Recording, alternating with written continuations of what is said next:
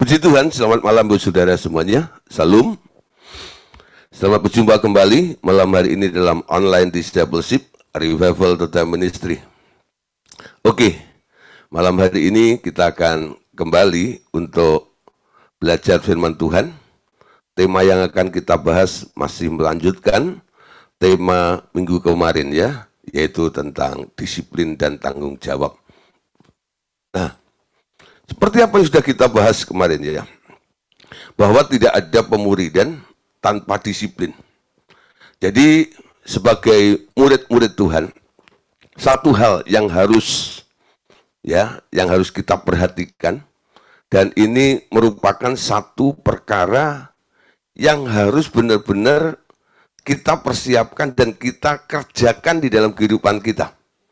Kemarin sudah saya bilang bahwa untuk menjadi orang yang berdisiplin itu bukan mukjizat ya, tapi sebuah sikap yang dibangun oleh orang itu sendiri ya, oleh individu itu.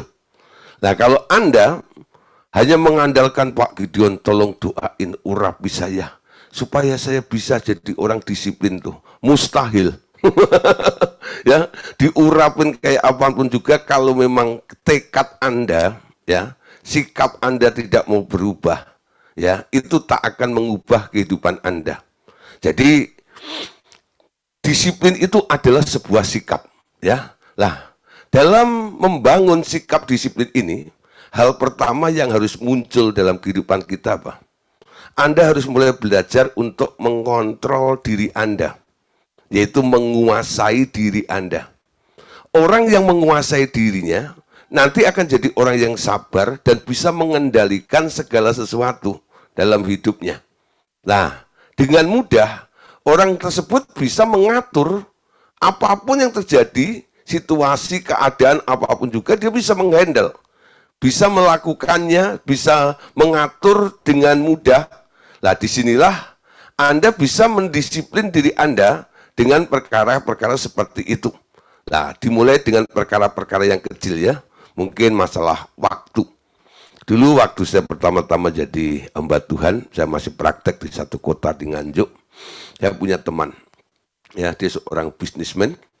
Nah, lalu sering ya, saya kalau janji dan sebagainya itu sering lupa. Sering lupa. Lalu dia bilang begini ya, kalau di dunia bisnis saya, wah ini apa ya, Kang taunya hilang katanya ya. Jadi untung bisa hilang gara-gara lupa ya, janji ini dengan itu lalu nggak datang gara-gara lupa dan sebagainya. Lalu teman saya ini menyarankan, Gideon, ya saya kira walaupun ini di bidang kerohanian ya, alangkah baiknya kalau kamu itu bikin catatan, lalu tempellah di tembok atau di pintu begitu, dan nanti tahu nih dalam seminggu itu kira-kira apa saja agendanya, ya. Nah, dari situ, lah itu kan mengingatkan akan apa saja yang harus kamu lakukan nanti. Nah, disinilah saudara, untuk mengingat dan berfokus kepada apa ya yang sudah kita rancang dan dijanjikan dengan orang lain ini butuh disiplin juga, ya. Dan masih banyak hal saudara, hal-hal ya yang bisa kita lakukan. Dulu, ya walaupun saya anak pendeta, ya toh, itu kadang-kadang bangun seenaknya gitu ya. Waktu praktek di situ, kami harus bangun 3:30 pagi setiap hari.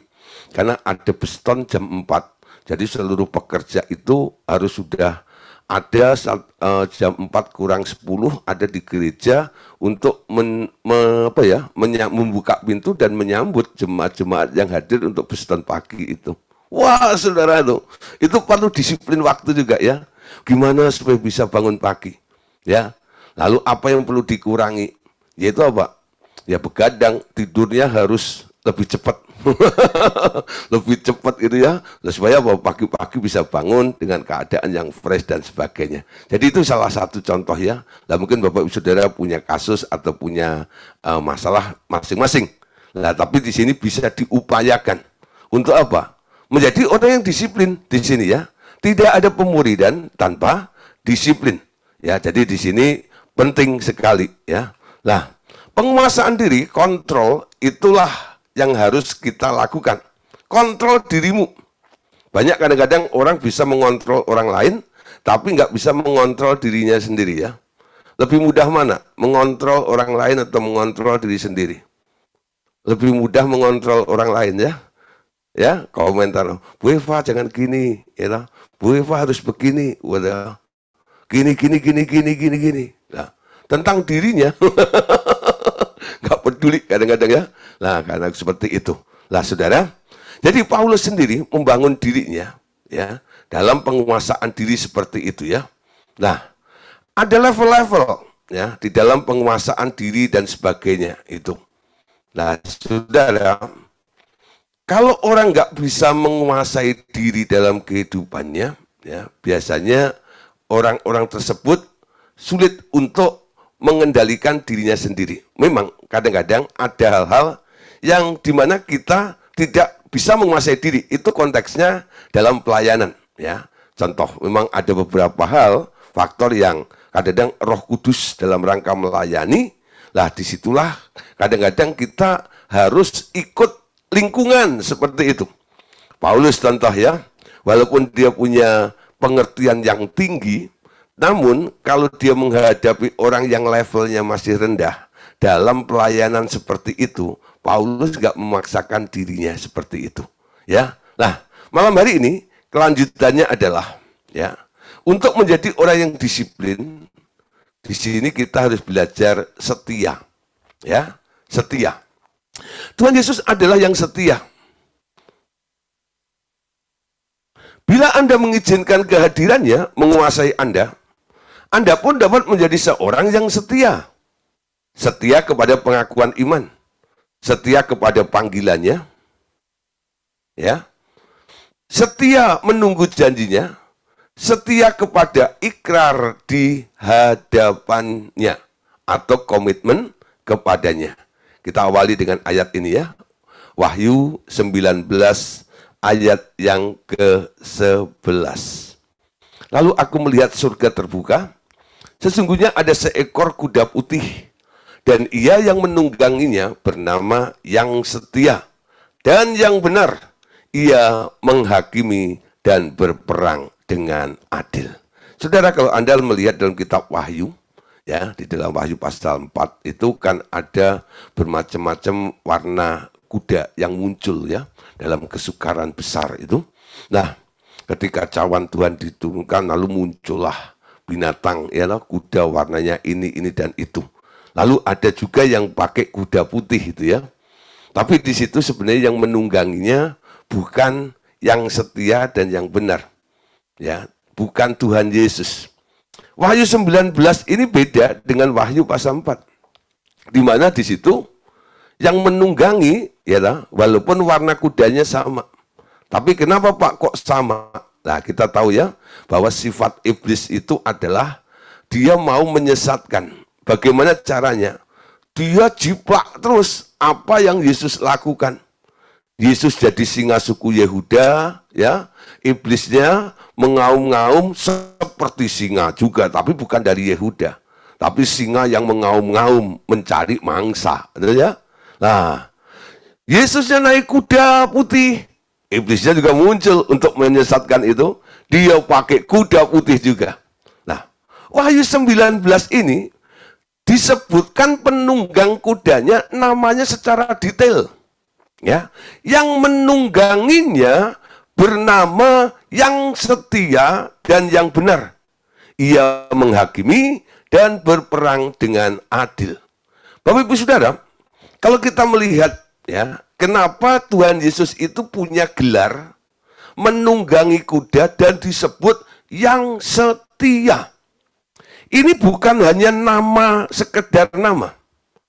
Jadi ketika Bapaknya itu memberikan predikat atau memberikan nama kepada Tuhan Yesus ini, disebut yang setia, ini sudah dites oleh Bapaknya.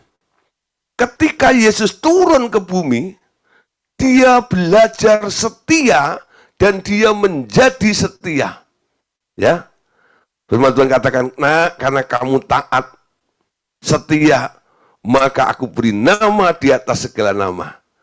Tuhan Yesuslah, saudara, figur yang bisa kita andalkan dan kita teladani untuk bisa kita mengikuti polanya kalau kita mau menjadi setia. Amin. Nah, sekarang Tuhan Yesus yang disebut setia itu, ketika Anda menerima Yesus masuk ke dalam hatinya, ke hati Anda, sekarang dia akan ada di dalam hatimu, bukan?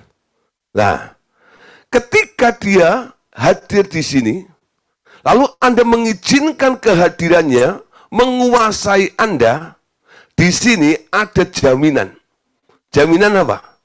Orang yang mengizinkan kehadiran Yesus, Yesus menguasai aspek kehidupan Anda akan dijamin dapat menjadi orang yang setia juga. Amin.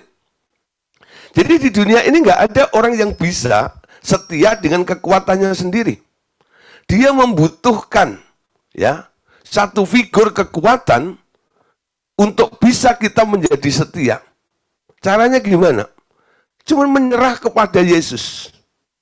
Lalu Tuhan Yesus nanti akan mengajari kita, membawa kita untuk menjadi makhluk yang setia, sama seperti dia yang telah setia itu. Amin. Jadi sekarang ya, tiap hari, kalau Anda mungkin melihat, aku ini kok sulit banget bisa jadi orang setia, ini gimana ya? Kalau Anda merasa seperti itu namanya manusiawi. Semua manusia sulit dan nggak bisa jadi setia. Yang bisa jadi setia cuma satu, Yesus. Amin. Nah sekarang kita kalau ikut Yesus, ikut maunya Yesus, rela dikendalikan oleh Yesus, rela diubah oleh Tuhan Yesus, saya jamin menjadi seperti Yesus ini bukan hanya Anda identik dengan orang yang sakti tiap hari bisa melakukan banyak mujizat. Tapi menjadi seperti Yesus ini salah satunya apa? Anda juga bisa menjadi setia seperti Tuhan Yesus setia. Amin. Jangan hanya Anda suka nyanyi gini loh. Tuhan Yesus setia. Amin. Dia sahabat kita. Ya. Wah, tidak ada sahabat yang lebih setia daripada Tuhan Yesus. Anda hanya kagum. Anda hanya bersyukur. Aku punya Tuhan yang begitu setia. Sekarang tingkatkan kembali, ya, lebih lagi. Saya tidak hanya mau kagum, saya tidak hanya bangga dengan Tuhan Yesus yang setia. Tapi saya mau ikut Yesus dan saya mau menjadi orang yang setia seperti Yesus setia. Amin. Nah, kalau nggak bisa, nanya sama yang sudah setia itu. Gimana caranya untuk bisa setia? Ikutin polanya, ya lah. Pandang caranya, lalu ikutin arahannya. Saya percaya ketika Anda terus dikontrol oleh Tuhan Yesus, hidupmu akan menjadi setia seperti Tuhan Yesus setia. Lah saudara, orang setia itu untungnya banyak. Wahyu 2 ayat 10 perhatikan di sini ya. Jangan takut terhadap apa yang harus engkau derita. Sesungguhnya Iblis akan melemparkan beberapa orang dari antaramu ke dalam penjara supaya kamu dicobai dan kamu akan beroleh kesusahan selama 10 hari. Hendaklah engkau setia sampai mati. Maka ya dan aku akan mengaruniakan kepadamu mahkota kehidupan. Bagian B-nya saja ya. Hendaklah engkau setia sampai mati dan aku akan mengaruniakan kepadamu mahkota kehidupan. Saudara, sampai hari ini saya belum berani mengatakan bahwa saya orang yang sudah setia. Kenapa? Karena saya belum mati. Ya, nah, karena saya belum mati. Setia itu sampai mati. Amin. Jadi kalau kita bisa bertahan, kita bisa berkomitmen, ya, kita bisa melakukan kehendak Tuhan, kita bisa taat dengan Tuhan sampai hari ini merupakan anugerah besar. Anda bisa melakukan semuanya itu. Tapi perjalanan hidup kita masih panjang, betul? Apakah kita yang hari ini bisa taat, besok kita bisa taat lagi atau tidak? Jadi setiap hari gitu ya, kita dibangun terus. Aku harus tetap setia. Setia sampai mati. Amin. Jadi bukan diri kita yang ngomong, saya orang setia loh, aku sudah setia loh. Enggak. Ya. Kalau hari ini, ketika Anda masih hidup, lalu orang bilang, Gideon itu setia itu. Ya, saya bilang, belum. Ya, ini masih dalam perjalanan. Ya. Kapan orang itu bisa dianugerahi gelar setia? Ketika sudah meninggal. Ya, nanti kalau orang meninggal itu Anda bisa menilai orang itu, kan? Perjalanan hidupnya sampai akhir hidupnya itu bagaimana? Berapa kali saya memimpin acara atau di rumah duka ataupun di pemakaman, ketemu dengan orang-orang yang meninggal di situ ya, dan keluarganya. Lalu saya mesti khotbah dong. Nah, khotbah itu kadang-kadang juga saya kadang-kadang menjadikan contoh, ya, contoh orang-orang yang meninggal itu menjadi contoh bagi mereka yang masih hidup, ya. Bapak Ibu Saudara, hari ini kita bersama-sama akan menguburkan ya si A, Bapak gitu ya. Kita tahu si A itu begini, begitu. Kita komentari sedikit ya. Nah, bagaimana dengan kita yang masih hidup? Nah, si A ini ketika kita komentari, keadaannya setia atau tidak dengan Tuhannya. Nah, kalau yang mati itu nggak setia, saudara, nggak bisa saya jadikan contoh untuk keluarganya, bukan? Tapi kalau yang mati itu benar-benar menjadi orang yang cinta Tuhan, setia kepada Tuhan, taat kepada Tuhan, murah hati, dan sebagainya. Wah, itu dengan gampang, dengan senang hati, saya akan berbicara tentang almarhum ini, saya jadikan contoh untuk anak-anak dan cucunya dan kerabat-kerabatnya yang ikut dalam pemakaman tersebut. Ya. Nah, saudara, contoh waktu saya harus memimpin penguburan ya senior saya, Pak Andras dulu, saya nggak bisa ngomong banyak. Saya nggak khotbah banyak. Saya hanya bilang, saudara, ya toh, ini ada teladan di depan kita. Saya bilang gitu. Banyak hal yang sudah kita lihat, banyak hal yang sudah kita rasakan bersama dengan beliau. Apa yang dikerjakan beliau? Teladani, contoh, dan kembangkan dan teruskan. Hanya itu saja. Ya, inti daripada khotbahnya. Ketika itu, kenapa? Saya sedang berbicara tentang orang sudah meninggal yang punya sebuah prestasi yang patut untuk diteladani. Ya, nah, saudara. Jadi setia itu sampai mati. Terus pertahankan. Kalau hari ini Anda sudah bisa setia, nah, terus tingkatkan, saudara. Kesetiaan itu dari hari kepada hari. Nah, saudara, kesetiaan itu juga bukan sebuah anugerah. Tapi harus dilatih. Dimulai dari mana? Dimulai dari pengakuan iman dulu ya. Setia, pengakuan iman. Hidup ini jangan terus melihat keadaan fisik diri Anda.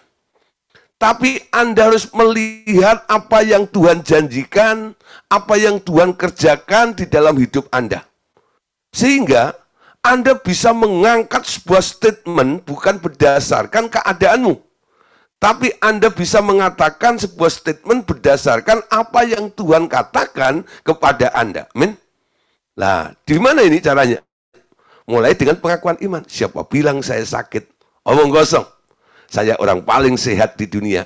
Karena Tuhan Yesus ada di dalam diri saya. Wow, keren bukan? Nah, dan itu diucapkan terus. Setia. Setia dalam pengakuan iman. Ketika Anda ngomong seperti itu, apakah rasanya tubuh Anda sudah enak? Ya enggak. Ya, mungkin masih merasakan nyut gitu ya. Greng. Wah, pokoknya rasa sakit itu masih Anda rasakan. Jiwamu masih meradang.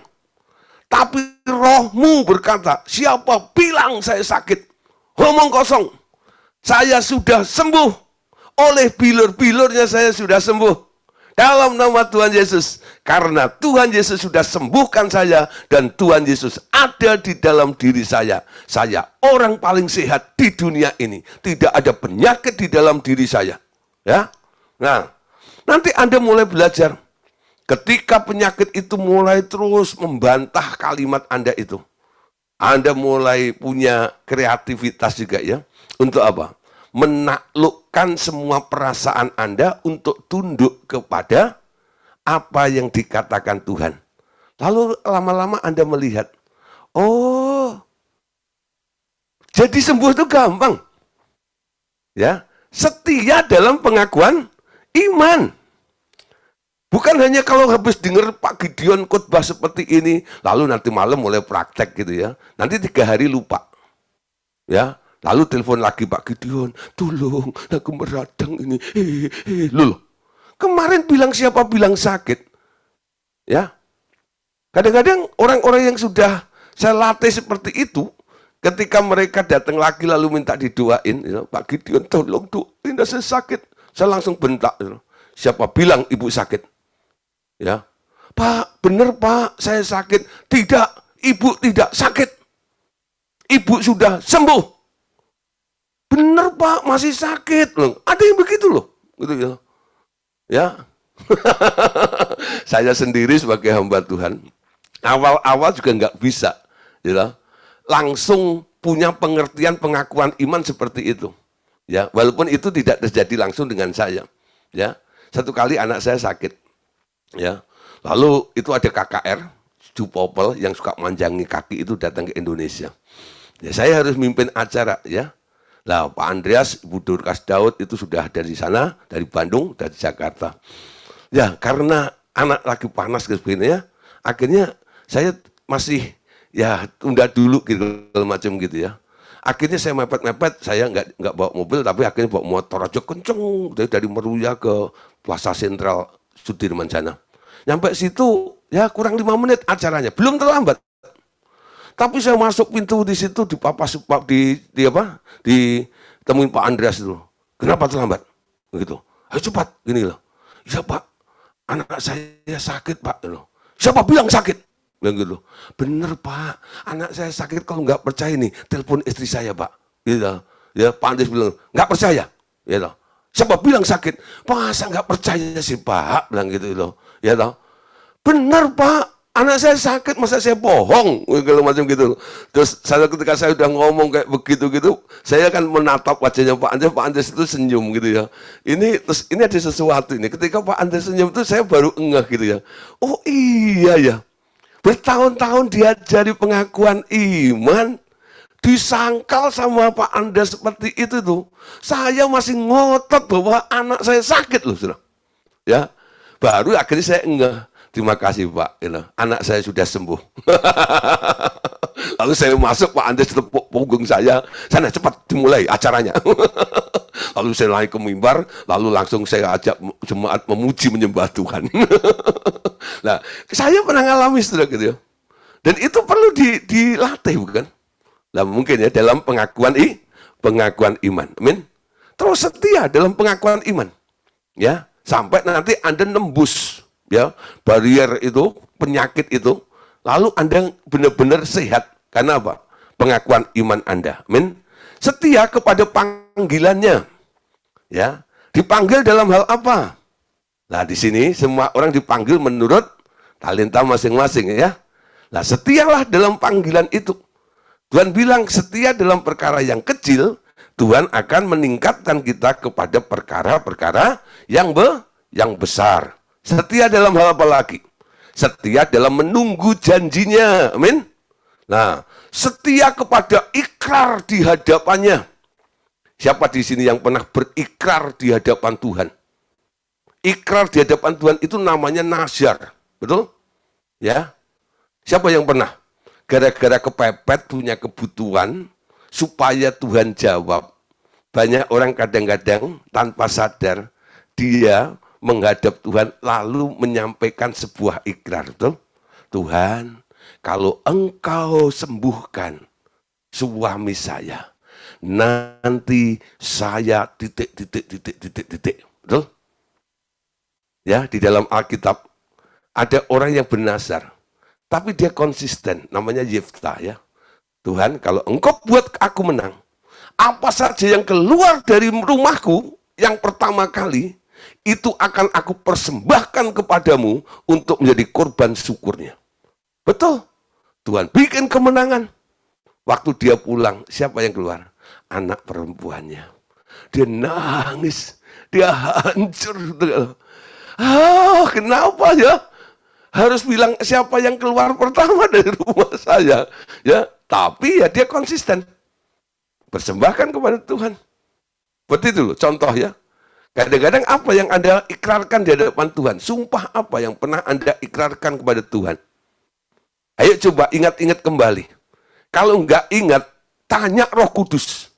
Roh Kudus, saya pernah berikrar apa di hadapan Tuhan? Nanti Roh Kudus akan mengingatkan ikrar itu. Kalau Anda tidak mampu untuk melakukannya, nah Anda minta kekuatan daripada Bapak. Ya, nah, nanti Tuhan akan ingatkan semuanya. Ikrar apa yang pernah kita ikrarkan di hadapan Tuhan. Orang yang setia sampai mati dikatakan, mereka akan menerima mahkota kehidupan. Ibrani pasal 3, ya.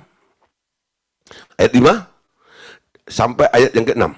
Dan Musa memang setia dalam segenap rumah Allah sebagai pelayan untuk memberi kesaksian tentang apa yang akan diberitakan kemudian. Tetapi Kristus setia sebagai anak yang mengepalahi rumahnya. Dan rumahnya ialah kita. Jadi jika kita sampai kepada akhirnya, teguh berpegang pada kepercayaan dan pengharapan yang kita megahkan. Amin. Musa, saudara, dia setia sebagai pelayan. Nurut perintahnya gitu ya. Yesus setia sebagai anak. Blessingnya beda, saudara. Pelayan dan anak itu. Ketika kita percaya sebagai orang perjanjian baru, kita bukan pelayan, betul? Kita anak, amin. Nah, kita adalah anak. Kesetiaan kita sekarang contohnya adalah Yesus. Kalau Musa, dia setia, dia harus menjalankan aturan-aturan yang namanya Taurat. Tapi Yesus, cara Yesus itu setia cuma satu. Dia melihat dan mendengar apa yang Bapak kerjakan, dan itu yang dia lakukan. Mutunya cuma satu. Makananku ialah melakukan kehendak Dia dan menyelesaikannya. Ya, nurut sama Tuhan. Nah, saudara, dia begitu setia. 2 Timotius 2 ayat 13. Jika kita tidak setia, dia tetap setia karena dia tidak dapat menyangkal dirinya. Saudara, jadi Tuhan itu nggak bisa menyangkal dirinya. Karena apa? Namanya setia. Amin. Jadi walaupun kita tidak setia, dia tetap setia. Nah, saudara, walaupun kita ya tidak setia, dia tetap setia. Nah, saya mau cerita dikit nih, contoh ya. Ada orang tanya, ya satu kali satu hamba Tuhan, dia ngobrol-ngobrol dengan saya. Dia tanya, Gideon, menurut kamu keselamatan itu bisa hilang atau tidak? Saya bilang, ya bisa. Dia bilang, wah nggak bisa. Keselamatan nggak bisa hilang. Wah berarti kamu pahamnya sekali selamat tetap selamat ya. Bukan dasarnya itu sih sebenarnya. Allah itu kan setia. Walaupun kita tidak setia, dia bilang gitu. Ya, kalau dilihat dari ukuran waktu, ya toh, bisa nih. Tapi kalau dilihat dari sampai deadline-nya, titik akhirnya, Ya, ketika Roh Kudus diangkat, masa anugerah itu sudah tidak berlaku lagi. Ya, disitulah penghakimannya ada. Apakah orang yang tidak setia itu tetap selamat? Ketika hari akhirnya dia tidak setia, saya bilang. Nah, buktinya dia bisa kehilangan karena dia tidak setia. Amin. Kesetiaan Allah itu adalah menunggu pertobatan kita dari hari lepas hari, betul? Dia mau tunggu Anda bertahun-tahun untuk Anda bertobat. Itu kesetiaan dia, amin. Dia menunggu. Dia ingatkan Anda hari ini. Dia tunggu sampai kapan Anda bisa sadar. Betul? Itu kesetiaan dia. Tapi bukan berarti orang yang nggak setia itu akan selamat. Tidak. Orang yang tidak setia, nanti pada akhirnya kalau dia tetap tidak setia, dia tidak akan selamat. Saya bilang gitu. Nah, gimana? Setuju nggak? Nah, kalau ini setuju. Nah, sekarang begitu ya. Ngerti maksud saya? Allah itu setia. Jangan berpikir, dia kan setia. Artinya, kalau saya tidak setia, dia kan tetap setia. Buat apa saya setia? Nah, itu salah. Kesetiaan Allah itu untuk supaya memberikan peluang bagi Anda untuk Anda balik kepada dia. Amin. Nah, kalau Anda nggak balik, hilang, go to hell. Amin. Lepas dari keselamatan yang telah disediakan oleh Allah itu. Amin. Oleh sebab itu, kita punya kewajiban apa? Menumbuhkan kesetiaan.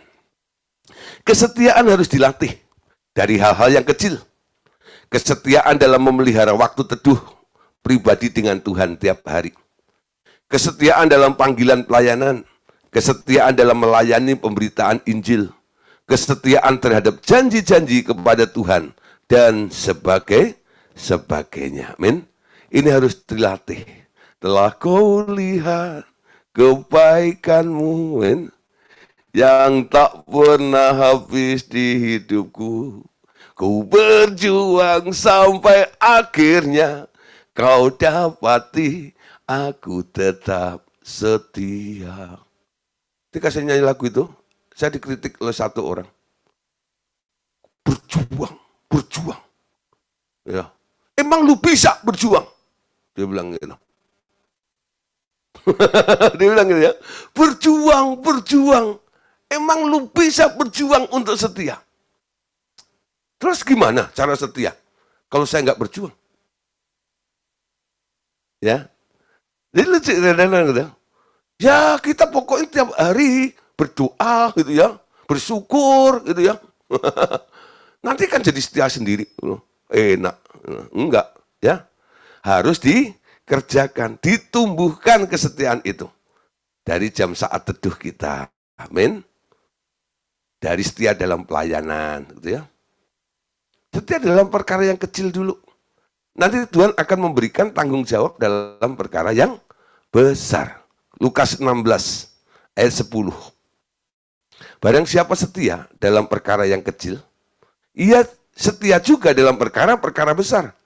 Dan barang siapa tidak benar dalam perkara-perkara kecil, ia tidak benar juga dalam perkara-perkara yang besar. Belajar setia itu dari perkara yang kecil. Banyak orang berpikir, nanti kalau saya jadi presiden, saya mau setia. Loh, sebelum jadi presiden, jadi apa?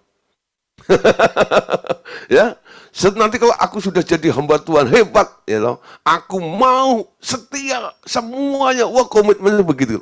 Tapi saudara, ketika Anda dipanggil untuk mengerjakan dalam pelayanan perkara-perkara yang kecil, apakah Anda cukup setia di situ atau tidak? Ya. Banyak orang itu kadang-kadang berpikir kalau pelayanan itu harus di mimbar gitu ya.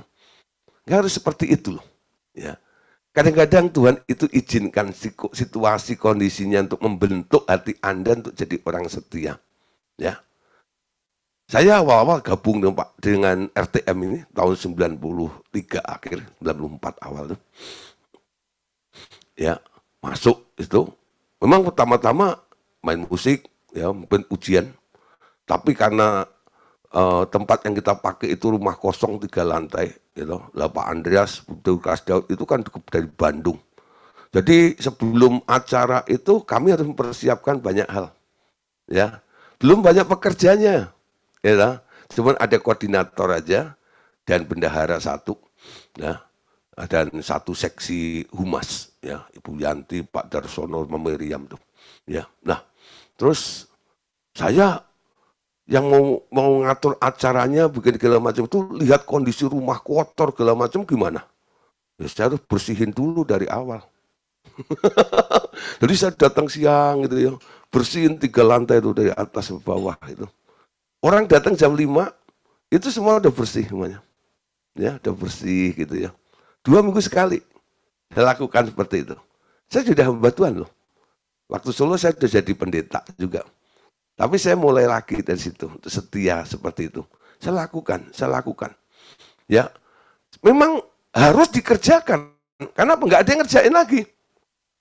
Dan itu ada di depan mata saya. Ya saya lakukan semuanya. Dengan setia. Amin. Dengan setia. Nah, dengan setia. Akhirnya Tuhan angkat. Terus naik.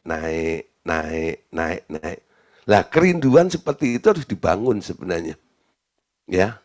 Kalau nggak pernah ada keinginan ke sana, maunya terima bersih gitu ya. Pokoknya udah beres semuanya begitu. Itu keinginannya harus ada, dibangun dulu dari perkara yang kecil. Apa yang kita bisa kerjakan untuk Tuhan. Banyak orang nggak menemukan pelayanan, kenapa? Di depan mata ada kesempatan untuk melakukan sesuatu yang kecil, walaupun kelihatannya nggak rohani, tapi dia nggak kerjakan. Bagaimana Tuhan bisa mempercayakan jiwa-jiwa, betul? Saya ingat waktu sekolah Alkitab lulus lalu praktek di gereja, saya nggak pernah dikasih kesempatan untuk khotbah selama 2 tahun, saudara, praktek di gereja itu. Bayangin, saudara, ya, kerjaannya apa? Ngepel, ini ya, apa segala macam gitu, bener-bener kayak pembantu. Lulus sekolah Alkitab, saudara, gitu ya. Lalu ketika kami mulai sedikit dengan gitu, itu ibu gembalanya itu bilang gini, gini loh, sebelum kalian itu ya membersihkan hati jiwa-jiwa itu, bersihkan dulu itu rumah Tuhan itu sampai bersih kalau macam gitu. Alasannya kayak gitu ya. Dalam hati saya jengkel juga itu. Itu alasan aja gitu ya loh. Tapi saya kerjakan terus gitu ya. Dan itu waktu saya ke Jakarta saya kebentuk itu. Enggak harus rohani dulu, enggak. Dari hal yang sifatnya yang enggak terlalu rohani juga, tapi ini untuk kepentingan untuk acara rohani nantinya tuh. Nah, dari situ Tuhan percayakan. Terus ditingkatkan. Dipercayakan untuk pelayanan ini, pelayanan itu, pelayanan ini, pelayanan itu, dan sebagainya. Akhirnya jadilah seperti ini. Ya, dipercayakan setia dalam perkara yang kecil. Tuhan akan memberikan tanggung jawab dalam perkara yang besar. Amin. Ya. Matius 24:45. Siapakah hamba yang setia dan bijaksana yang diangkat oleh tuannya atas orang-orangnya untuk memberikan mereka makanan pada waktunya. Amin. Sampai Tuhan melihat siapa sih hamba yang setia itu dan yang bijaksana, nanti akan diangkat oleh tuannya. Betul? Nah, kemarin sudah kita bahas ya, peninggian itu datangnya dari Tuhan, bukan dari timur atau barat. Tuhan yang mengangkat Anda. Ya. Matius 25:21. Maka kata tuannya itu kepadanya, baik sekali perbuatanmu itu, hai hambaku yang setia, yang baik dan setia. Engkau telah setia dalam perkara kecil, aku akan memberikan kepadamu tanggung jawab dalam perkara yang besar. Masuklah dan turutlah dalam kebahagiaan Tuhanmu. Untuk bisa mengerjakan perkara yang besar, harus setia dulu dalam perkara yang kecil. Amin. Nah, saudara, sekarang Matius 6:24. Tak seorang pun dapat mengabdi kepada 2 tuan. Karena jika demikian, ia akan membenci yang seorang dan mengasihi yang lain. Ia akan setia kepada yang seorang dan tidak mengindahkan yang lain. Kamu tidak dapat mengabdi kepada Allah dan kepada Mamon. Jadi untuk bisa setia itu harus bisa mengambil sebuah prioritas. Amin. Nggak bisa ya mendua hati. Ada prioritasnya. Ketika Anda bisa ya membuat sebuah prioritas dalam kehidupan Anda, nah disinilah Anda akan bisa untuk belajar setia. Oke, saudara ya. Jadi ini merupakan hal yang harus terjadi di dalam kehidupan kita, ya. Di mana untuk mendisiplin diri kita itu nanti harus dibutuhkan hal seperti itu sampai nanti namanya penguasaan diri dan kesetiaan itu akan membawa kita menjadi orang yang berdisiplin. Sekarang, saudara, bagian keduanya. Bagaimana menjadi tanggung jawab? Bila fokus perhatian kita, ya, bila fokus perhatian hidup kita kepada Tuhan, segala sesuatu kita lakukan seperti untuk Dia, mengingat hierarki kepemimpinan dari Allah. Tuhan Yesus, pemimpin rohani, jemaat atau dari Allah, Tuhan Yesus, suami, istri, atau anak-anak. Maka pertanggungan jawab kita terhadap atasan kita juga berarti tanggung jawab kita kepada Tuhan. Amin. Jadi ujung-ujungnya ya ini walaupun kalau dibaca dari depan Allah sampai jemaat ya atau Allah sampai anak-anak. Kalau bacanya mundur ya anak-anak ini terus mundur-mundur semuanya akhirnya ke Allah tuh. Nah, jadi segala sesuatu sebenarnya kita lakukan untuk siapa? Si anak tunduk pada orang tua, dia sebenarnya melakukannya untuk Allah. Ya, istri tunduk pada suami, sebenarnya dia lakukan untuk Allah juga. Ya, suami tunduk pada Tuhan Yesus, dia tunduk juga kepada Bapa. Seperti itu loh. Ya, semua kita lakukan seolah-olah untuk Tuhan. Markus 13, ayat 34. Dan halnya sama seperti seorang yang berpergian yang meninggalkan rumahnya dan menyerahkan tanggung jawab kepada hamba-hambanya masing-masing tugasnya dan memerintahkan penunggu pintu supaya berjaga-jaga. Ya, Anda lihat saudara ya. Jadi Tuhan Yesus ini menyerahkan tanggung jawab kepada hamba-hambanya masing-masing dengan tugas yang diberikan. Jadi ada ya, tanggung jawab yang diberikan oleh Allah kepada kita semuanya. Baik dalam pelayanan maupun dalam rumah tangga, dalam kehidupan kita juga. Kalau Anda dipercayakan sesuatu, umpama ya, Anda dipercayakan oleh Tuhan untuk akhirnya Anda bisa kerja di sebuah perusahaan. Anda bertanggung jawab di situ, toh? Anda bertanggung jawab pada siapa sih? Secara fisik ya Anda bertanggung jawab kepada atasan Anda, bukan? Kepada atasan Anda ya.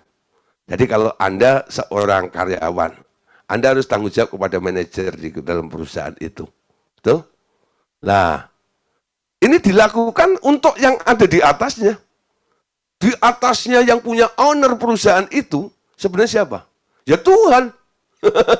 Jadi orang yang kerja dalam perusahaan itu, kalau dia mau melakukan atau memberikan sebuah respon tanggung jawab itu, tanggung jawabnya sebenarnya kepada siapa? Kepada Tuhan sebenarnya. Itu diwujudkan ketika Anda mulai bertanggung jawab tunduk kepada atasan Anda di kantor itu. Ya, hierarkinya ada. Dalam keluarga juga begitu. Ya, dalam pelayanan juga seperti itu. Terhadap pemimpin-pemimpin rohani dan sebagainya. Amin. Matius 25 ayat 23. Maka kata tuannya itu kepadanya, baik sekali perbuatanmu itu, hai hambaku yang baik dan setia. Engkau telah setia memikul tanggung jawab dalam perkara yang kecil. Aku akan memberikan kepadamu tanggung jawab dalam perkara yang besar. Masuklah dan turutlah dalam kebahagiaan Tuhanmu. Amin. Nah, saudara, jadi orang yang setia dalam perkara yang kecil, dia artinya memikul tanggung jawab dari perkara kecil ini, dan akhirnya diberikan juga tanggung jawab dalam perkara yang besar. Saudara, ketika kita belajar untuk mempertanggungjawabkan dalam hal-hal yang kecil, kadang-kadang ya, Kita merasa berat ya, ketika kita awal belajar seperti itu. Tapi ketika Tuhan naikkan levelnya, lalu Anda mulai mengemban tanggung jawab yang lebih besar atau sangat besar, nanti Anda melihat ya, wah, cuman begitu. Ya, cuman begitu kemarin tuh, ya. Jadi apa yang pernah di level Anda lakukan di masa lalu itu, setia dalam perkara yang kecil ini, ketika Anda sudah ada di level yang besar ini, nanti Anda melihat gampang sebenarnya di situ, ya. Tapi ketika Anda ada di level yang besar, tantangannya lebih besar lagi, betul? Tanggung jawabnya lebih besar lagi. Goncangannya lebih besar lagi. Godaannya lebih besar lagi, betul? Nah, bukan berarti ya, itu sesuatu di luar kapasitas Anda, tidak. Ketika Tuhan sudah melatih Anda di level yang kecil itu, Tuhan memandang, kalau aku percayakan perkara yang besar, dia akan sanggup, dia akan mampu untuk mengerjakannya di daerah atau level yang besar itu pun juga. Nah, orang yang masih di level yang kecil itu, ketika melihat saudara, orang yang menanggung tanggung jawab dalam perkara yang besar ini, mungkin dia berpikir, kalau aku nggak mampu ya, kayak dia ini, gini ya. Nah, bedanya seperti itu ya. Jadi dimulainya dari kecil. Kecil bisa, gede pun Anda bisa. Betul? Sebenarnya bukan masalah besar atau kecilnya tanggung jawab. Dimulainya dari mana? Kalau orang itu langsung ambil tanggung jawab dalam perkara yang besar, dia belum pernah mengerjakannya dalam perkara yang kecil. Dia nggak pernah latihan di situ. Dia kaget, dia shock di situ. Nah itu model-model karbitan seperti itu. Banyak yang runtuh biasanya. Ya, itu yang saya lihat dalam kalangan pelayanan kerohanian biasanya. Banyak sekali nih hamba-hamba Tuhan model karbitan seperti itu. Beredar pertama gitu langsung booming karena ada, wah saudara aksesnya itu banyak gini-gini segala macam itu. Nggak nyampe 5-7 tahun itu. Nanti sudah redup. Nggak kedengaran lagi suaranya. Ya. Bahkan kadang-kadang udah kacau balau dan sebagainya. Kenapa? Dia tidak memulai dari perkara yang kecil. Ya. Dia nggak mengerti ya, tentang mekanisme yang kecil. Tahu-tahu langsung booming, langsung terkenal, langsung begitu aja. Langsung di atas angin. Bahaya sebenarnya seperti itu ya. Nah, ini penting sekali. Makanya dalam memilih penatua, betul ya. Alkitab bilang, jangan orang baru, betul? Ada persyaratannya. Harus dilatih. Harus punya pengalaman. Dari perkara yang kecil dulu. Sehingga ketika Tuhan mempercayakan perkara yang besar, dia nggak silau, nggak besar kepala nanti. Dan bisa lebih awet, betul? Dilatihnya dari perkara-perkara yang kecil inilah. Tanggung jawabnya juga. Amin. Nah, saudara, yang lebih penting lagi, dalam mengerjakannya ini, walaupun itu harus Anda lakukan kepada manusia, tapi Anda harus berpikir lain. Ya, Kolose 3 ayat 23. Ini nasihatnya Paulus. Apapun yang kamu perbuat, perbuatlah dengan segenap hatimu. Dan segenap hatimu seperti untuk Tuhan dan bukan untuk manusia. Sekali lagi ya, Kolose 3:23. Apapun juga yang kamu perbuat, perbuatlah dengan segenap hatimu seperti untuk Tuhan dan bukan untuk manusia. Ya. Untuk Tuhan. Bukan untuk manusia. Dilihat nggak dilihat orang gitu ya. Dipuji nggak dipuji orang. Nggak masalah. Tuhan tahu kok. Bahkan kadang-kadang ya, Anda yang mengerjakan, nanti orang lain yang dapat pujian gitu. Ya biarin. Gitu. Orang salah menilai. Tapi Tuhan tahu siapa yang mengerjakannya. Betul ya?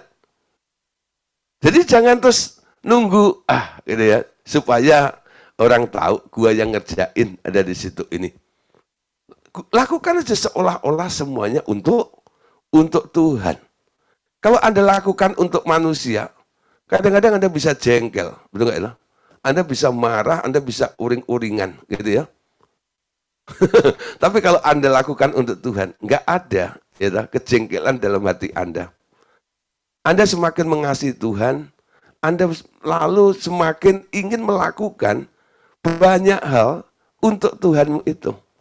Lakukan dalam segala hal. Lakukan seolah-olah untuk Tuhan. Amin. Nah, orang yang tidak memiliki tanggung jawab dan disiplin, ya, biasanya adalah orang-orang yang punya sikap malas. Ya, malas itu virusnya, membuat orang tidak bisa disiplin dan nggak punya tanggung jawab.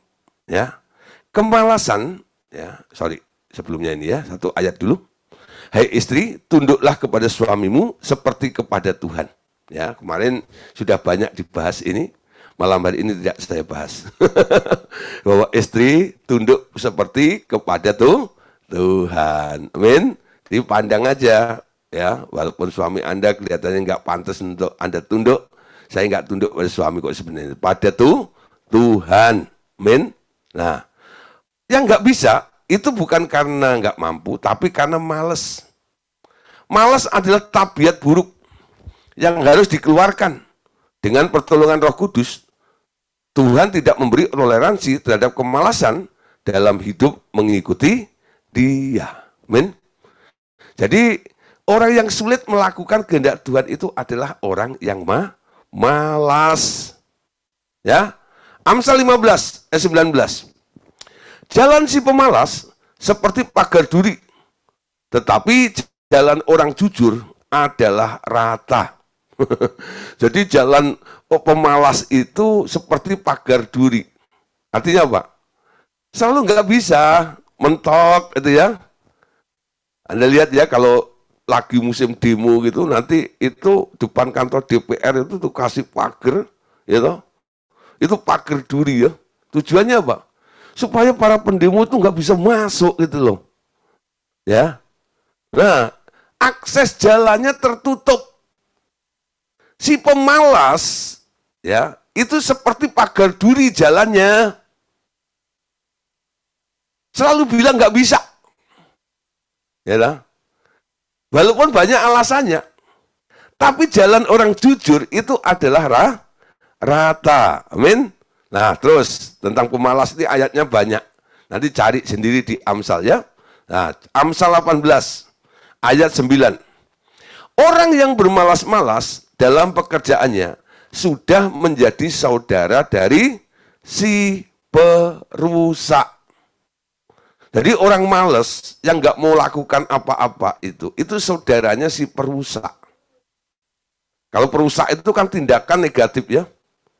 Harusnya dibenarin, harusnya ditambah, harusnya diperbaiki, ya. Tapi malah diobrak-abrik ini si perusak. Nah, si pemalas itu dikatakan oleh Amsal, saudaranya si perusak itu. Jadi orang malas itu nggak pernah membawa perbaikan. Males. Amin. Nah, Amsal 21 ayat 25. Nah, si pemalas dibunuh oleh keinginannya karena tangannya enggan bekerja. Jadi kalau dia mati itu bukan karena dibunuh orang, tapi karena keinginannya. Kenapa? Tangannya enggan bekerja. Ya, tangannya nutup terus gini. Enggan bekerja. Saya yakin di sini bukan orang-orang malas. Semua orang-orang yang rajin, amin, mau melakukan kehendak Tuhan. Ya. Nah, Amsal 26, 16. Si pemalas menganggap dirinya lebih bijak daripada 7 orang yang menjawab dengan bijaksana. Wow. Jadi si malas ini karena dia nggak mau kerja, nggak mau melakukan sesuatu, jadi dia suka komen. Merasa dirinya lebih bijak daripada 7 orang yang menjawab dengan bijaksana. Gitu ya. Saya menemukan banyak orang, ya, bahkan ada beberapa orang saya mentorin, gitu ya, malesnya luar biasa. Wah saudara kalau dalih itu, saya heran aja, kok orang ini punya alasan aja ya. Tapi saya ngerti, ujung-ujungnya dia nggak mau kerjain aja. Gitu. Gini, segala macam gitu. Nanti coba lihat di kitab Amsal ya. Orang malas itu, ya, kalau disuruh, dia selalu bilang apa? Di luar ada harimau atau ada singa. Padahal dia belum keluar. Ya. Jadi dia sudah berpikir apa? Di luar itu ada bahaya yang mengancam dirinya. Padahal yang menyuruh itu mungkin sudah melihat keadaan di luarnya aman. Tapi dia berpikir sendiri, menjawab dengan lebih bijak daripada 7 orang yang menjawab dengan bijaksana itu. Nggak mau, di luar ada harimau. Ya, ya, itu Amsal nulis begitu juga. Ada satu ayat, ya, nanti cari lagi. Ya, bahwa orang malas itu seperti engsel pintu. Coba nanti ada lihat itu ya. Seperti engsel pintu. Anda tahu engsel pintu? Engsel pintu tahu? Gerak ya. Tapi gerak di tempat. Gerak di tempat. Itu nggak ada kemajuan. Anda tahu ya, pintunya dibuka, pintunya ditutup. Engselnya gerak bukan? Tapi si engsel itu tetap aja di situ, betul? Nah, itu namanya gerak di tempat itu. Ya, nggak ada kemajuan seperti itu. Jadi orang-orang yang nggak punya nilai disiplin dan tanggung jawab ini, bukan karena dia sebenarnya nggak mampu atau nggak bisa. Cuma mereka malas untuk mengerjakannya. Padahal Tuhan memberi tanggung jawab kepada mereka. Kenapa tanggung jawabnya tidak dikerjakan? Nah, tuh ya, ada kasih ayatnya sama Pak Yusuf ya. Amsal 26 berapa itu? Seperti engsel pintu pada rumahnya. Ya gitu tuh dia. Nah, makanya dia tidak bisa dipertanggungjawabkan. Memberi tanggung jawab itu. Ya, dalam talenta maupun mina, itu kan ada 3 hamba yang diberi ya. Nah, yang hamba pertama dan hamba kedua, dia menjawab dan memberikan tanggung jawab. Amin. Jadi dia ada tanggungnya, bukan jawabnya tok. Beda dengan yang ketiga ya. Nggak ada tanggungnya, tapi pintar jawab. Nah, bukan tanggung jawab itu namanya. Jawab doang namanya, betul ya. Nah, tapi yang pertama, dia memang tanggung jawab. Aku jawab, nih tanggungnya. Betul nggak? Dia bilang, nih Tuhan, 5 talenta yang kau berikan padaku, sekarang sudah jadi 10. Karena engkau menginginkan ini kan, Tuhannya senyum. 2 sama. Dia juga tanggung jawab. Loh, dia jawab, lalu mempertanggungjawabkan apa yang dipercayakan oleh Tuhannya itu. Beda dengan hamba yang ketiga. Dia nggak ada pertanggungan jawab. Tapi rajin jawab. Jawabnya lebih tajam lagi, betul? Nah, Matius 25, 26 nih ya. Perhatikan nih, jawabannya begini. Maka jawab tuannya itu, hei kamu hamba yang jahat dan malas. Jadi kamu sudah tahu bahwa aku menuai di tempat di mana aku tidak menabur dan memungut dari tempat di mana aku tidak menanam. Akhirnya hamba yang malas itu dapat jawaban ini. Kamu tahu tapi kamu tidak melakukannya. Amin. Banyak orang sudah tahu tentang firman. Ikut pemuridan seperti ini. Tapi nggak melakukannya, itu dikategorikan malas. Amin? Amin lagi. Ya. Jangan amin tentang malas ini. Tidak. Saya tidak malas. Amin. 1 Timotius 5 ayat 13. Lagi pula, dengan keluar masuk rumah orang, mereka membiasakan diri bermalas-malas. Dan bukan hanya bermalas-malas saja, tetapi juga meleter dan mencampuri soal orang lain dan mengatakan hal-hal yang tidak pantas. Ya, si pemalas ini karena nggak ada kerjaan, ya, dia bukan hanya bermalas-malas, tapi juga mulai meleter. Ya, nah dulu saya ingat tuh di kampung tuh banyak ibu-ibu tuh kalau siang gitu ya, gak ada kerjaan itu nanti cari kutu, ya. Itu bahasa Koreanya petan, nggak salah, ya, petan, ya, nggak ngerti itu, Butama nggak ngerti apa itu petan tuh nggak ngerti. Ya. Itu cari kutu dulu, ya. Nah gitu nanti bisa sampai kayak kereta punya gerbong banyak itu ya, paling depan gitu belakang, ya. Pokoknya yang paling belakang itu dia udah oprek kepalanya orang itu gitu ya. Nah ya Bu Eva dulu ketawa. Hi, gitu ya. Nah sambil nyari kutu gitu ya, mulutnya ngomong gitu ya.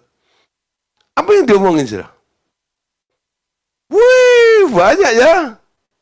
Sampai kadang-kadang rahasia suaminya, tetangganya, kalau macam asiknya luar biasa. Kutunya nggak dapat, kutunya terbang. Kenapa? Kutunya udah kader dulu. Kutunya nggak kerasan dengar Anda ngomong. Wah itu yang disebut meleter itu begitu ya. Ngomong kalau macam gitu ya. Nah istilah kerennya gosip itu ya, digosok semakin sip, rame dan situ. Nah si pemalas itu suka mencampuri soal orang lain ya. Nah suka mencampuri urusan orang lain tuh, ngomongin orang lain tuh paling enak dan sebagainya. Lalu mengatakan hal yang tidak pantas ya. Kenapa? Karena dia bermalas-malasan. Coba kalau dia mengerjakan tanggung jawab, nggak ada waktu untuk meleter, itu nggak ada lagi. Dia lebih fokus, apa yang bisa aku lakukan untuk Tuhan. Tuh? Ya, mulai baca firman, melakukan, siapa yang mau didoakan, siapa yang mau dikuatkan imannya. Betul ya? Kalau telepon bukan telepon untuk ngobrol tentang yang aneh-aneh gitu. Shalom, keadaan Anda gimana? Ya. Gimana Pak Among di Blitar? Baik-baik, ya. Wah, puji Tuhan, terima kasih Pak Among ya, gini. Ya udah. Lalu bagaimana Bu Eva keadaannya? Baik-baik itu ya. Wah. Itu cara gitu ya. Jadi lebih baik gitu, handphonenya dipakai untuk menguatkan orang lain, betul nggak ya? Nah, seperti itu. Amin. Oke, saudara. Sekarang bagian terakhir. Ya, satu hal yang harus kita lakukan untuk mendongkrak supaya kita nggak males, tapi kita bisa ambil sebuah komitmen dengan Tuhan, lalu kita ngerti apa yang harus kita pertanggungjawabkan, ya. Nah, di sini nilai-nilai daripada kedisiplinan itu juga nanti akan muncul, ya, ketika kita mulai melakukan definisi diri, ya, melihat atau mengetahui tentang definisi diri Anda. Kenapa harus melakukan definisi diri ini? Karena kita menjadi seperti apa yang kita definisikan sendiri. Anda mau jadi apa? Itu tergantung definisi diri Anda. Anda memandang diri Anda itu siapa? Ya, siapa? Ya. Anda memandang diri Anda itu siapa? Ya, jadi berapa kali saya kalau lihat satu pergerakan ini dan itu dan orang mulai apa dan sebagainya gitu, saya kadang-kadang dasari dulu. Saya kemarin di Malang gitu, saya memang sengaja ambil tema tentang apa namanya? Tentang identitas, ya. Siapa kita?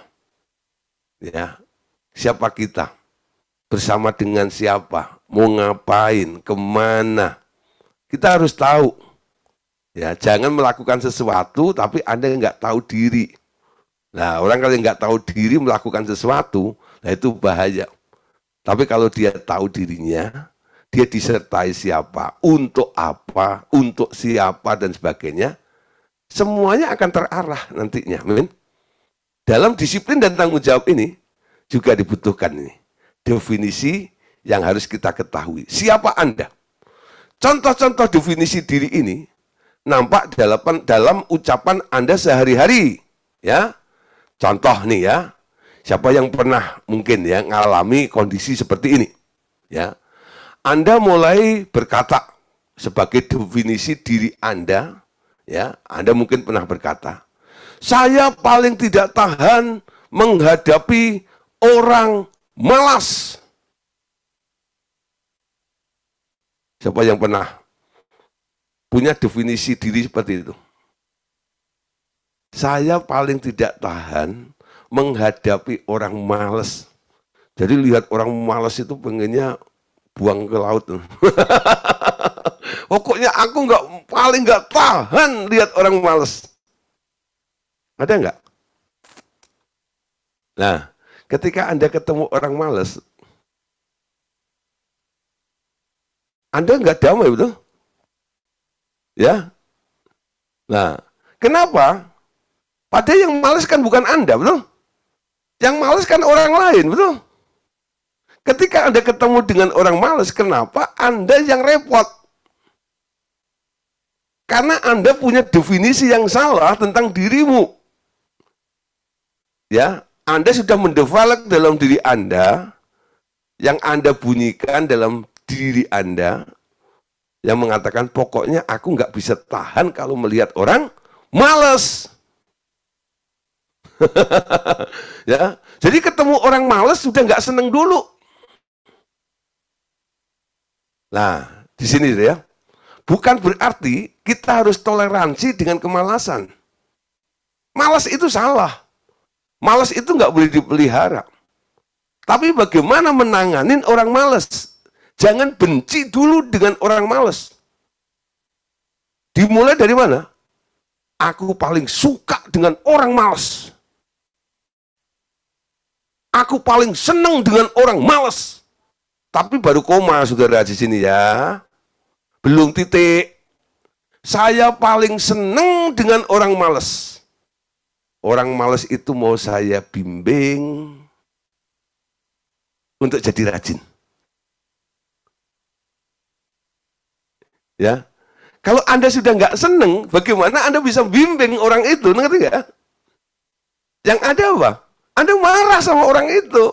Yang rugi siapa? Yang rugi Anda. Yang malas dia, yang kena dampaknya kan Anda, betul? Anda terpengaruh karena kondisi orang lain. Anda nggak bisa mengubah, mempengaruhi orang lain karena Anda sudah benci dulu terhadap orang itu. Gitu ya? Diubah sekarang. Saya paling suka ketemu dengan orang malas. Ya. Ketemu orang malas, lalu Anda tularkan kerajinanmu. Nah, kalau Anda sendiri malas, terus ketemu orang malas, ya namanya tumbuh oleh tutup. Betul nggak ya? Podo wae alias sami mawon. Nggak ada bedanya. Nah, kalau Anda sudah rajin, itu ya, mendisiplin diri, ketemu dengan orang malas, aku mau ubah setiap orang malas itu. Itu menjadi target penginjilan untuk diubah. Amin. Bukan dibenci dulu. Jadi berpikir benci terhadap orang malas itu udah keliru. Ya. Nah, contoh definisi ini nampak kita ucapkan ya. Nah, terus lagi, apa lagi ini? Saya tidak suka orang yang pura-pura. Saya tidak suka orang yang pura-pura. Bukan berarti kita toleransi, setuju dengan kemunafikan ya, atau pura-pura gitu, kalau macam gitu. Bukan. Gitu. Tapi Anda harus menyelamatkan orang yang munafik itu loh. Ya. Tapi kalau Anda benci dulu, ya Anda nggak bisa menyelamatkan dia. Yang ada apa? Anda akan menghakimi orang itu. Walaupun niatnya sepertinya memperbaiki, tapi didasari dengan kebencian di sini ini loh. Yesus itu bisa memisahkan antara orangnya dan sifatnya. Ada orang ketangkep kering, ketangkep basah, kering, lagi berzina. Berdasarkan hukum Taurat harus dilempari batu, karena apa? Benar-benar terbukti. Lalu Yesus ditanya, menurut kamu diapain nih orang seperti ini? Kalau menurut hukum Taurat harus dirajam batu. Lalu Yesus menulis di tanah, cepat. Ya. Lalu Yesus berdiri, bilang pada orang-orang yang menuntutnya, siapa yang tidak berdosa, silahkan yang pertama kali lempar batu kepada orang ini. Nggak ada satupun yang melempar batu. Lalu Yesus yang nggak berdosa itu, harusnya dia yang punya hak melempar batu ya. Tapi Yesus bilang, aku pun tidak menghukummu. Pergilah dengan selamat dan jangan berbuat dosa lagi. Yesus bisa punya hati seperti itu. Dia benci perzinahannya, tapi dia mengasihi orang yang berzina. Betul? Kalau kita kan enggak. Dia benci perzinahannya seorang-orangnya, betul enggak? Itu Farisi namanya. Ahli Taurat. Ya. Buat definisi diri yang baru. Aku paling suka lihat orang yang pura-pura. Iya, nanti aku mau bina dia ya supaya dia berubah, tidak jadi orang munafik atau pura-pura. Ya, rangkul dia. Ya, nah, terus lagi contoh ya, saya tidak tahan dengan orang yang banyak bicara. Saya tidak tahan dengan banyak orang yang banyak bicara. Wah, itu bawel dulu marah nih. Ya. Pokoknya jangan dimulai dengan tidak suka. Anda mulai belajar untuk suka, betul? Kalau Anda nggak suka, berarti niatnya sudah jelek. Tapi kalau Anda suka, niatnya sudah baik. Amin. Nah, dia suka karena yang disukai itu nggak bagus. Anda punya upaya untuk memperbaiki yang nggak bagus itu jadi bagus. Amin. Tapi kalau Anda sudah nggak suka dulu, yang bagus pun Anda akan hancurkan. Akan Anda rusak. Ya. Jadi istilah tidak suka itu harus dibuang dari konsep Anda. Betul? Aku sangat suka dengan orang yang banyak bicara, ya. Wah, ini talenta berbicaranya ini nanti kalau diarahkan dia akan bisa jadi pengajar nih kayaknya. Banyak ngomong bisa jadi pengkhotbah nih nanti itu ya. Tinggal diarahin, dipoles aja nanti. Banyak orang yang nggak bisa ngomong kayak dia. Betul nggak ya? Nah, ini kalau nanti dia bertobat, dia berubah, wah, gitu. Injil bisa diberitakan kemana-mana. Anda punya target untuk orang seperti itu, ya. Nah, terus contoh lain, ya, definisi diri yang salah. Saya paling tidak suka ikan laut. Saya paling tidak suka ikan laut. Gitu. Ada tuh, gitu. Jadi kalau udah dengar makanan apa hari ini? Ikan laut, ikan tongkol, kalau macam gitu. Ih, ya, nggak suka. Ya. Nah, mulai ubah definisinya. Aku paling suka ikan laut. Ya, nah nanti sebentar lagi itu, ya, Anda bisa makan ikan laut, ya. Biasanya orang itu nggak bisa makan karena dia udah nggak suka lebih dahulu, ya. Istri saya itu kan dari Sumatera, ya. Di Tanjung Pinang. Ya, Anda tahu sendiri masakan ya Teocu sana. Lalu ke Surabaya nih, ke daerah Jawa Timur. Madiun, Solo, Jogja, gudeg, pecel, apa lagi. Rawon, wus. Waktu lihat rawon tuh udah, wah, gitu. Wah kok hitam kayak begitu. Itu Jadi mindsetnya cuma satu, nah, aku nggak suka. Gitu. Aku nggak suka. Apa itu rawon? Gitu. Udah tahu? Gitu. Saya cek, saya latih. Gitu. Sekarang paling suka rawon. Gitu. Sekarang paling suka rawon dan bisa masak rawon. Gitu. Masak rawon enak juga. Gitu. Nah, dulu nasi pecel nggak bisa. Gitu ya. Berarti gitu, pokoknya cara makan dan sebagainya itu kadang-kadang dirombak. Gitu. Dulu makan soto dicampur sama kuah itu nggak bisa. Gitu. Kalau saya makan sama saya itu dipisah saya sedikit. Waktu saya makan itu rasanya gitu ya. Sekarang sudah setelah dia suka, pokoknya kalau pesen dia sekarang apa? Soto campur kuahnya. Wow gitu ya. Bisa kok berubah. Enggak lah. Ngerti ya saya ya? Nah, siapa yang nggak suka ikan laut di sini? Coba ngomong aja dulu.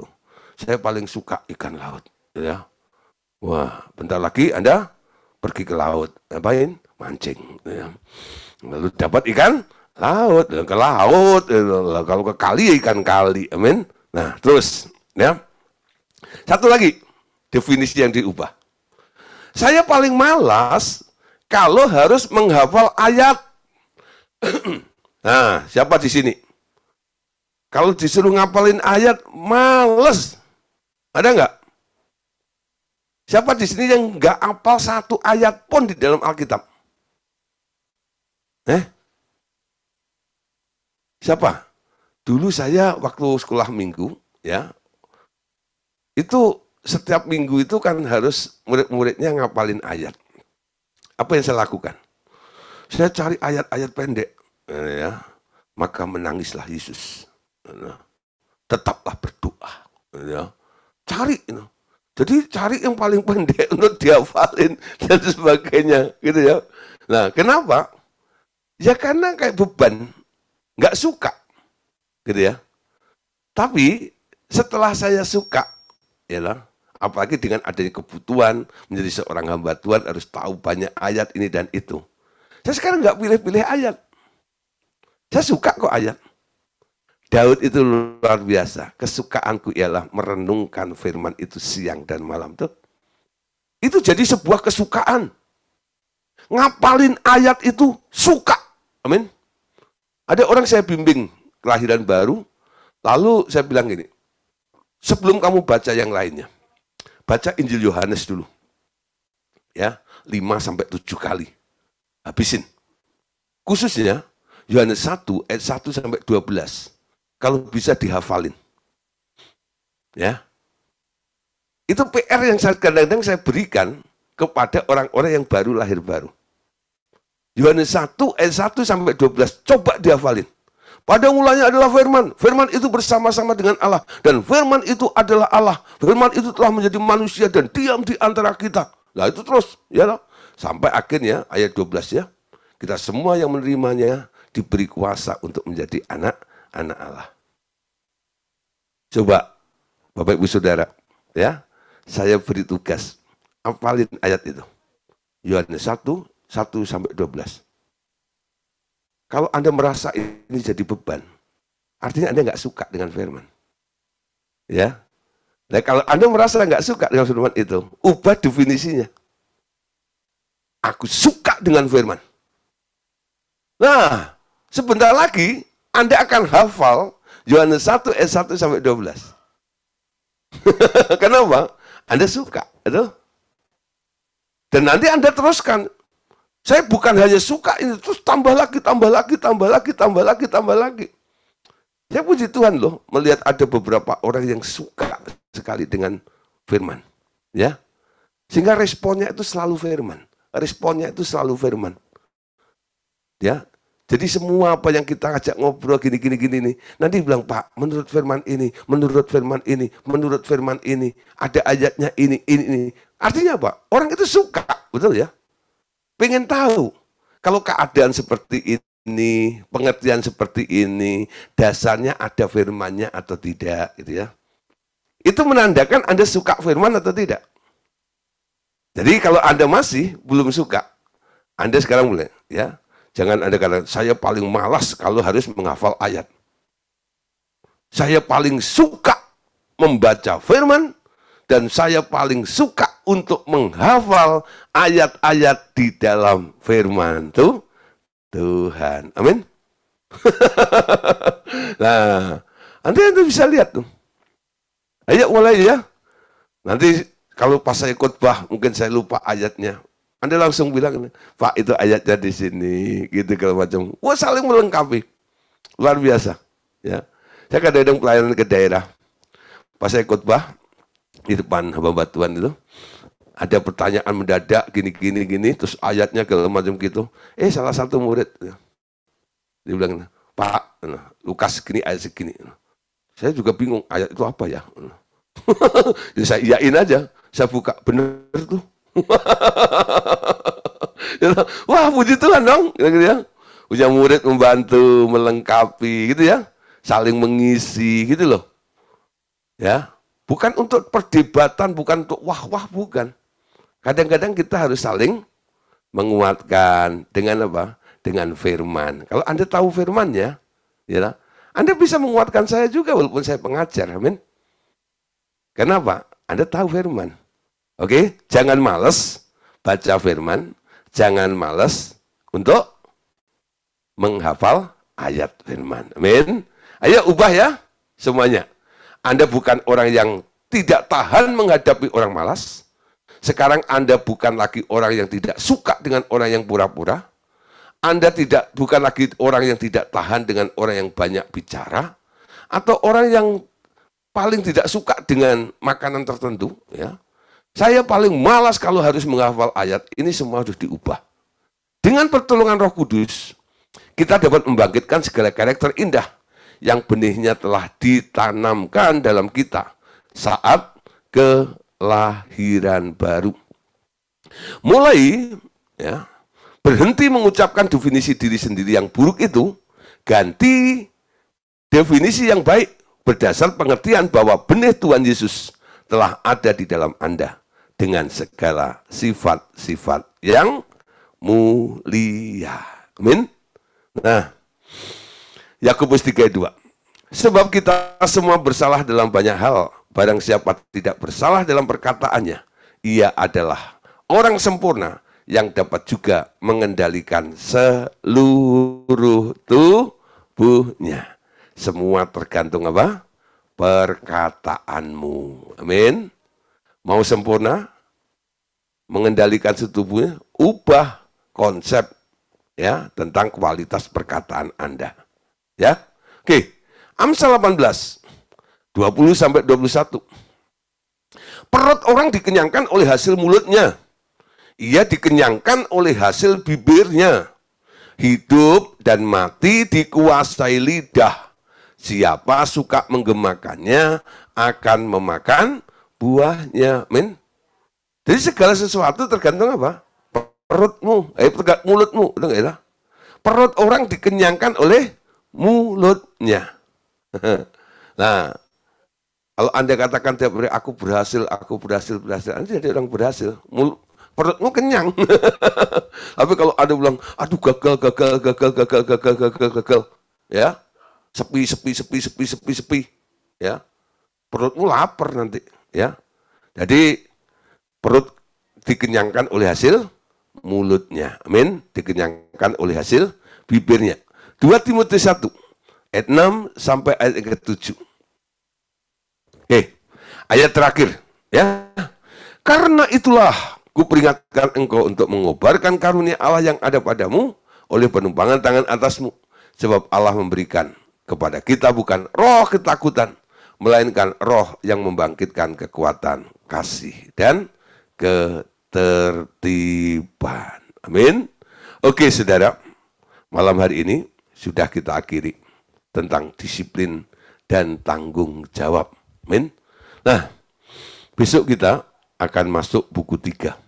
Buku 3 ini banyak bicara tentang gereja, ya, khususnya gereja perjanjian baru, yaitu gereja Tuhan Yesus Kristus dengan segala karakteristiknya apa gitu ya. Nah, nanti kita akan bahas sama-sama tentang masalah gereja. Bagi Bapak Ibu Saudara yang belum punya buku, Anda bisa memesan buku ini di publishing house kita.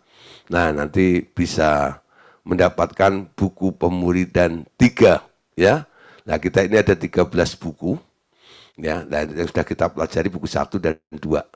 Besok kita akan masuk buku yang ketiga. Oke, untuk infonya bisa menghubungi Ibu Hilda nanti ya. Oke, Tuhan Yesus memberkati kita semuanya. Amin. Oke.